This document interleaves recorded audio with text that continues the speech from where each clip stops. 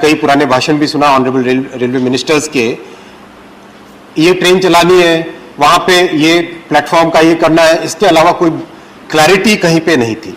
लेकिन प्रधानमंत्री जी ने आने के तुरंत बाद में ये बड़ा फैसला लिया, हमें डीजल से हटना है, हमें इलेक्ट्रिसिटी पे जाना है, और उसका रिजल्ट आज हमारे सामने है। आज हम लोग और एक इवैल्यूएशन कर रहे हैं कि आगामी 30 वर्षों के हिसाब से, 40 वर्षों के हिसाब से अगर सोचें तो क्या हमको 2x25 kV पे जाना चाहिए। अभी हम 25 kV की इलेक्ट्रिसिटी का जो नेटवर्क है 1960s में अप्रूव हुआ था, 1960s में एक टेक्नोलॉजी का अप्रूवल हुआ था, क्या उससे नेक्स्ट जनरेशन की टेक्नोलॉजी में जाना चाहिए। उस पर भी बहुत जल्दी डिसीजन लेके 2x25 के हिसाब से आगे बढ़ेंगे। ये भी एक इतना महत्वपूर्ण फैसला है क्योंकि आगामी वर्षों में जब रेलवे को जरूरत पड़ेगी ज्यादा पावर की, ज्यादा ट्रैक्शन पावर की, तब ये फैसला नहीं लिया जा सकता। आज से 10 साल आगे सोच के आज ही फैसला लेना पड़ेगा। इसी सोच के साथ फ्रेट कॉरिडोर की बात आई, विजन डॉक्यूमेंट हमारे समय में किया गया था, ये कॉन्सेप्ट नोट हमने दिया था, ये किया था, हमने ये काम किया। काम क्या किया? अच्छी बात है आपने एक डॉक्यूमेंट दिया, अच्छी बात है आपने कॉन्सेप्ट दिया, लेकिन क्या देश केवल कॉन्सेप्ट पे चलेगा? आपको काम तो दिखाना पड़ेगा ना। तो काम की बात अगर करें, 2004 में जब ये कॉन्सेप्ट नोट आया, 2006 में फाउंडेशन स्टोन ले किया गया, और 2014 तक कितने किलोमीटर कमीशन हुए सभापति महोदय? जीरो, सिर्फ जीरो। ये कंडीशन थी, ये कंडीशन थी। आज कितने किलोमीटर कमीशन हुए? 1010 किलोमीटर, 1010 किलोमीटर। मैं आपका क्रेडिट नहीं छीनना चाहता माननीय एलओपी साहब, मैं किसी का क्रेडिट, हम किसी का क्रेडिट क्यों छीने? आपके क्रेडिट में तो बहुत सारी चीजें हैं, 2G है, कोल है, कॉमनवेल्थ है, बहुत सारी क्रेडिट की चीजें हैं, उनको हमें आपका क्रेडिट नहीं चाहिए, हमें आपका कोई क्रेडिट नहीं चाहिए, किसी का क्रेडिट नहीं चाहिए। ये आंकड़े आपके सामने है, ये आंकड़े। I am not yielding sir, मैंने ऐसी कोई गलत चीज बोली भी नहीं है, मैंने कोई ऐसा अनपार्लियामेंट्री वर्ड नहीं बोला है जिसके कारण मुझे यील्ड करना पड़े। क्योंकि विश्व में केवल 3 देश हैं, यूएस, रशिया और चाइना, जो कि इतनी बड़ी, जो माननीय एलओपी साहब ने भी चर्चा की थी, जो इस इतनी बड़ी मात्रा में माल की ढुलाई करते हैं, फ्रेट कार्गो कैरी करते हैं। हम लोग करीब करीब आप टॉप 2 में रहेंगे 1400 के बाद में, 1400 को क्रॉस करने के बाद में। करीब करीब 2 लाख करोड़ का रेवेन्यू है, और करीब 2,40,000 करोड़ का कैपिटल इन्वेस्टमेंट का बजट है। 1 करोड़ का करीब करीब रेल परिवार है।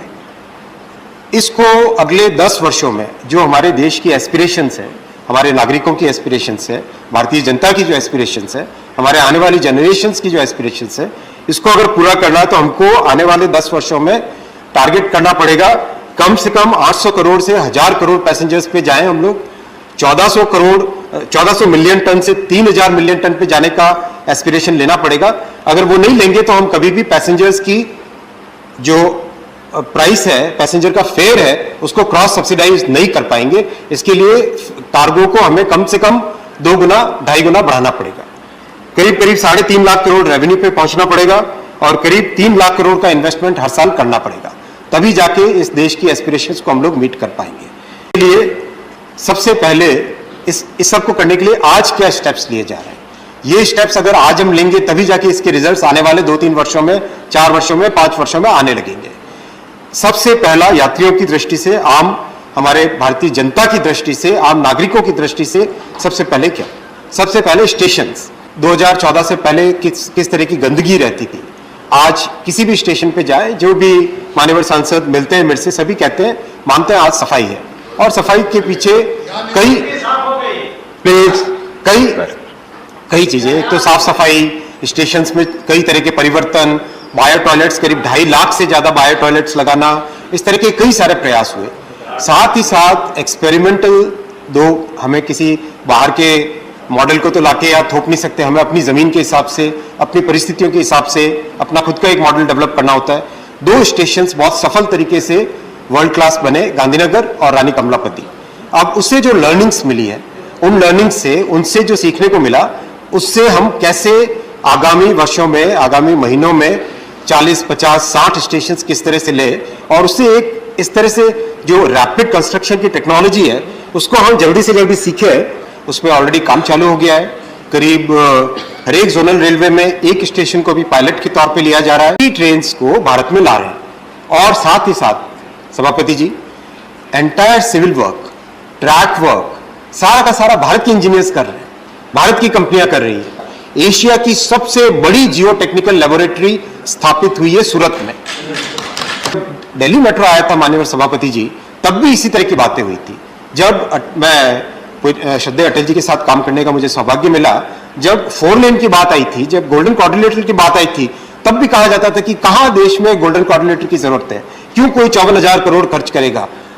ऐसी बातें देखिए करना आसान होता है, क्वेश्चन करना आसान होता है, लेकिन हिम्मत के साथ किसी प्रोजेक्ट को लेके कंसेप्चुअलाइज करके उसको एग्जीक्यूट करना, वो एक बड़ी बात होती है।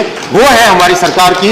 आपकी सरकार केवल विजन रखती थी, हमारी सरकार एग्जीक्यूट करती है, काम करती है और हर एक पॉइंट पे एक बारीकी से देख के उसको आगे लेके जाती है।